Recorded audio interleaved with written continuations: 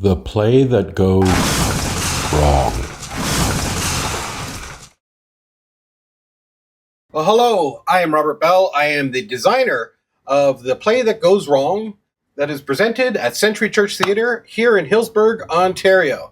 Come on into our theatre and let me show you around a little bit and how we did some of the things we did backstage. So it is a tiny theatre, about 140 seats. We're doing 6 productions of The Play That Goes Wrong. This show is being directed by Louise Burns, stage managed by Erin Montgomery, and my set dresser and painter is Deb Fleer. So come on into the theatre, have a little look around. So as you can see, it's pretty small. It's not got a proscenium arch. It's, as I said, 140 seats. 23 feet wide, it's only 17 feet to the back wall. So with the stage itself being very small and the backstage area being basically nil, we had to make some tough decisions early on. In many productions, you see Charles Haversham's upper office, the office that famously falls, situated stage left. But because of the way our theater is built, we decided to put ours upstage right. We had this tunnel that made a jump that has always just been used for storage. So rather than building our own jump, which we don't have stage left, we just use this one stage right, and then had to put this contraption in to about the height of the jump, which is great because we can still do some acting underneath here. Now, where did I leave that medication?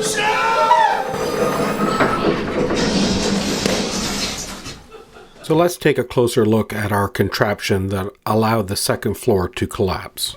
Fitting it on stage was really quite tricky because although there's 17.5 feet to the back wall, it's only 24 feet wide downstage. At the extreme upstage, it gets considerably narrower because of the architecture of the building. You can see this if you zoom around in 3D, that there is only a tiny amount of space upstage for a ladder, so the actors can get up onto the jump and enter through the upper door.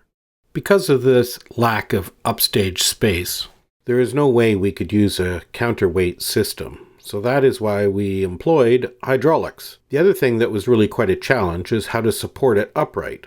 We could put a support on this very far stage right, but we couldn't do the same on the mid-stage part of the platform because people would trip over it.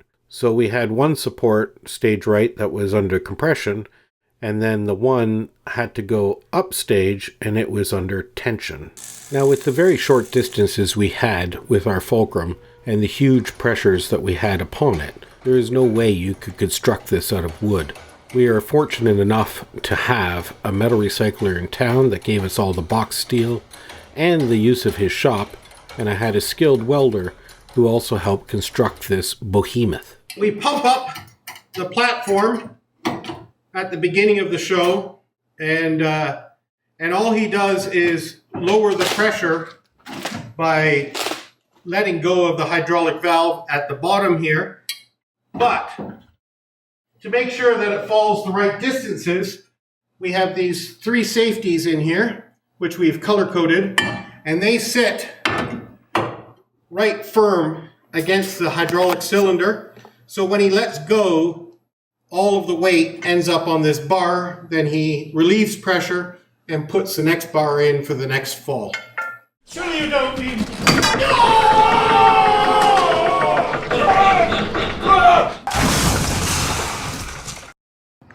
So one of the other things we did in this production, which is a bit unique, is we actually built a functioning elevator. We didn't have room for the actors to go behind stage and get up on that jump because up top we needed 2 entrances. We needed the elevator entrance and we need the stair entrance. And there's not enough room for both of them. So we actually built a functioning elevator and we did this by placing a stage hoist underneath the stage itself. And then it goes up to a head block here, and it actually will lift this up on unistrut. So we have unistrut and casters that will lift this up. So there's a fall arrest system in parallel with the hoist too, in case the hoist has some brake failure. So we, just like you would have on a ladder, we have a fall arrest system, which will take the entire weight of the elevator with people on it. The door gives us untold opportunity for comic relief. Accuse me again and you'll be so... What's all this shouting about? At the top of the show, as Trevor and Annie, the stage manager, and the two ASMs are trying to set the stage in front of the audience, the door keeps opening and closing. But we decided it should be explained why at the top of the act, the actors can't get in the door. Coming, Miss Collymore!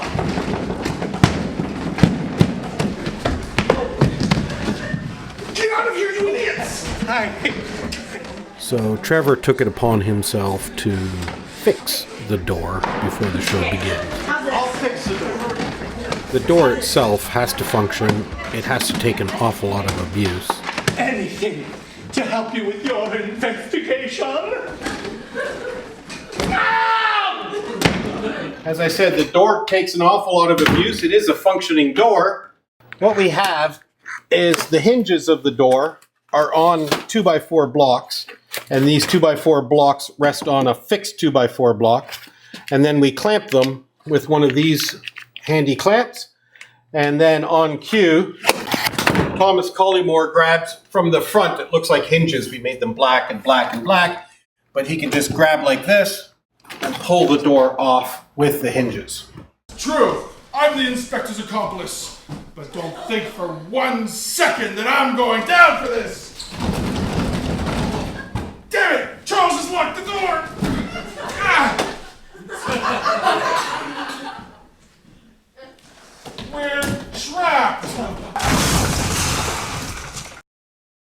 Now, this is a portrait of your father, is it not?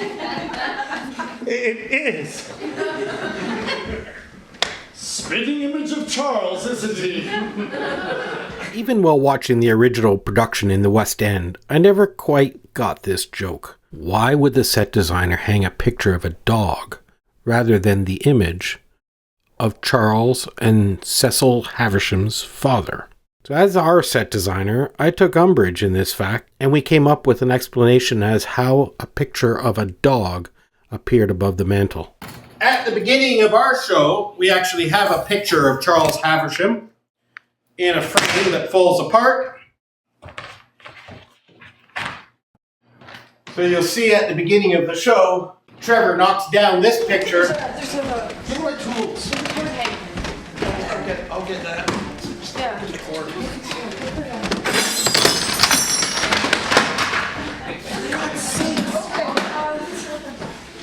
You fix that. Okay, I have an idea, don't worry.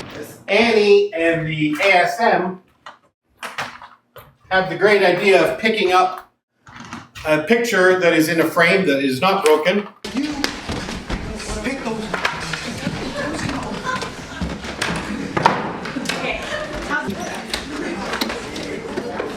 And a little delighter here, we get an extra laugh that was not in the script.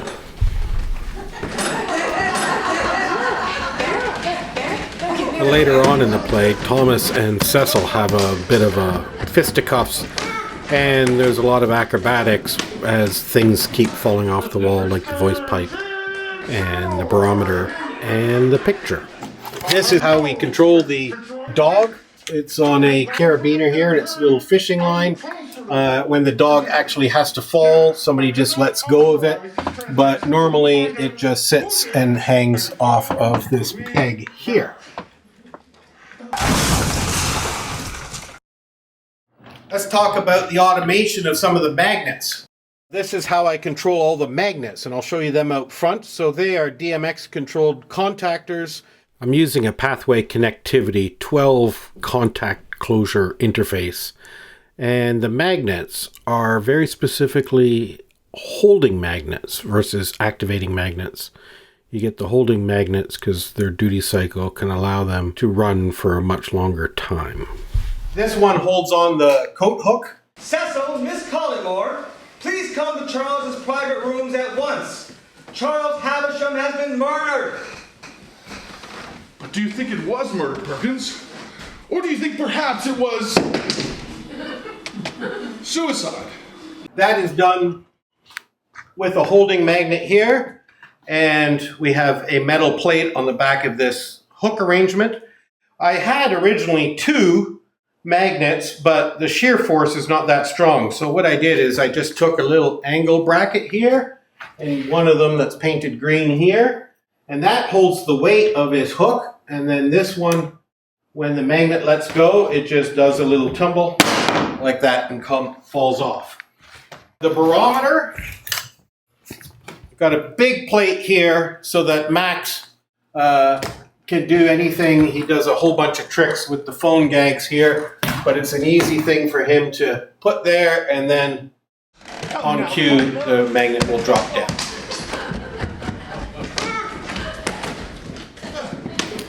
The shelves are held up by 2 magnets.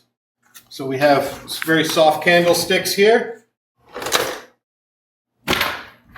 And we have metal plates here and a holding magnet here and here. And these things we have so they can turn a little bit, so they'll always align nicely when they put this on. And one of the contacts goes. Welcome, ladies and gentlemen. Havisham Manor shield has a magnet behind it as well. And the way we did this is we just put some hooks in the wall here and put some screws in the end of this. And you can see the magnet up there. Sorry to keep you all waiting.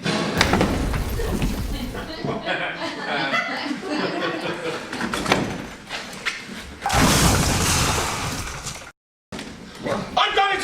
I have it! I got it! The coal scuttle. We have flash paper comes through this tube here and is lit on cue by one of the ASMs that's on headsets. We put a hole in here. We also use this for a sound effect later, so that's why there's chain in it. But when the voice pipe leaks the booze into it, Oh my God, sir! He's drunk the entire bottle. There's not a drop left. Hang it! There's another. Oh. There's not a drop left, sir. the water will just fall through the grate, and then when the flash paper is pushed through, it sits on top of the chicken wire and doesn't get wet so that it lights up. Very close. In fact, ow! You don't seem particularly excited. So some things are tricky and take a lot of electronics, like the holding magnets and the contact closure that's fired by DMX on the console. Some things are much more simple and rudimentary. The magnets were not enough to hold up the curtains, so we have this little block here. What we decided to do, we think it looks great, is that curtain rod is firmly held. It never comes down, but it's loose on top. And then we just let go of this one, and then the curtain does this wonderful sort of half cartwheel on its way down. You'll be sorry!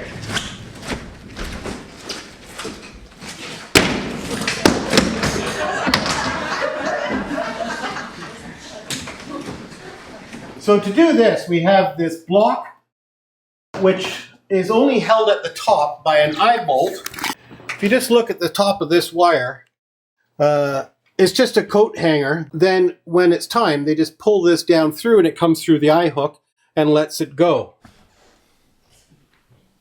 No one could have killed him.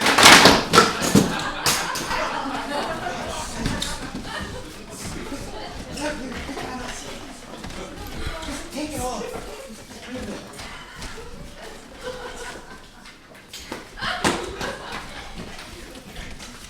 Nobody will notice. Just carry on.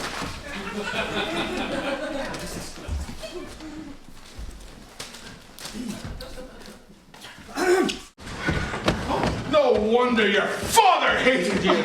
Don't you speak of my father! Max does the funny gag where he pulls the whole thing off. This is just done with Velcro on the front and back. And then... That was always too quick for you. But still, not bad.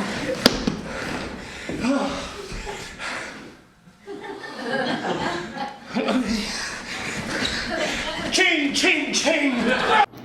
On the chaise lounge, we just have some hooks where he hides his other sword there, and then he pulls the broken sword out and continues the sword fights with ching, ching, ching, ching.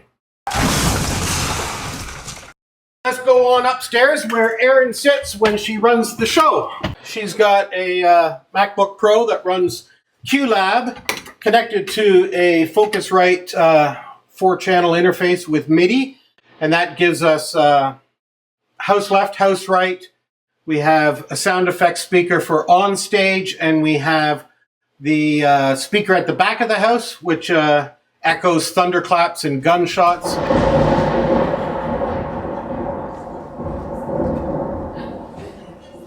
Arthur the gardener, what are you doing here? The Focusrite also has a MIDI out, which sends MIDI show control commands to the Cognito, where we want very tightly cued things like flashes for gunshots. Bang!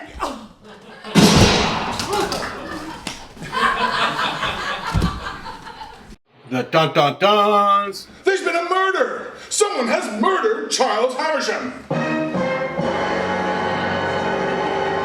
Flashing of the chandelier before it falls down. A murder at Havisham Manor. Otherwise, lighting cues here with the right hand, audio cues here with the left hand. She calls to the two ASMs, which are on wireless all the way through the show. At the beginning of the show, she actually even operates the follow spot for when Chris does his speech at the top of the show and at the interval. I'd like to apologize to each of you involved in our little box office mix-up. I sincerely hope that the 617 of you directly affected will enjoy our little whodunit just as much as you would have enjoyed Hamilton. The QLab system also, we use a HDMI extender that actually is power over Ethernet and is IP based. So the HDMI comes out of the MacBook Pro, then it goes over IP back to the backstage where it goes into the projector, and then we run the various rear projection screens. Audio, MIDI, and video off of QLab, and the majority of the lighting cues off of the Cognito. Kindly seek medical help immediately. Trevor!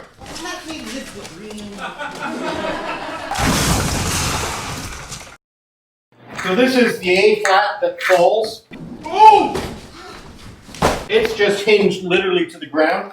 We put a little black skirt on it so that the work lights from behind are not seen as we had lifted it off. This is the window flat, we call it. We just have 2x2s that go down here. This bit here is fixed. It's made out of 2x4 because the girls do a lot of their fighting here. You monster! You tried to kill Charles and you killed Cecil! You killed Cecil! How could you? So we have a nice cushion here and the pad behind them so they can fall back. So this bit doesn't move, but the 2x2s here will drop this flat down on top of this flat. This flat, which hinges just above the fireplace. The officers are waiting downstairs, sir. Oh!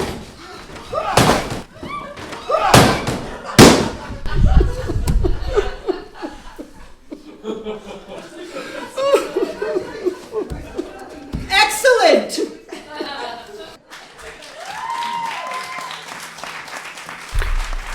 So that's a 20-minute wrap-up of how we did the play that goes wrong on our very, very small stage. There are so many little bits, as there always is in live theater, that we're not showing you. The little bits of tape, the little bits of glue, the 3 extra screws here and there, all the cooperation of all the people backstage and painters and dressers and costumes and all the rest of it. This is probably one of the smaller shows I've ever done and one of the most satisfying. I just really, really loved working with this group of people.